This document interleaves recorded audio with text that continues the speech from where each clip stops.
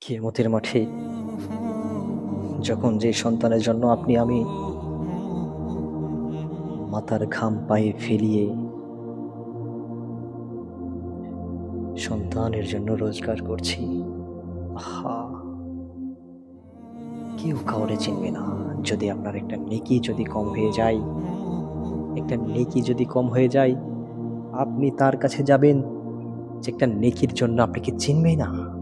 অথচ আপনি এই দুনিয়াতে তার জন্য দয়া, মায়া, ত্যাগ, তিতিক্ষা শেষ করে নিজের যৌবনকে শেষ করে আপনি সেই সন্তানের জন্য আপনি তার সুন্দর জীবন জীবিকার জন্য আপনি নিজের জীবনটাকে বিসর্জন দিয়ে আপনার সন্তানকে মানুষ করার জন্য এত কিছু করছে, সেই তো আপনারা চিনবে না। কিসের এত অহংকার? সেদিন আপনি কোথায় যাবেন? তাই সময় থাকতে সাবধান।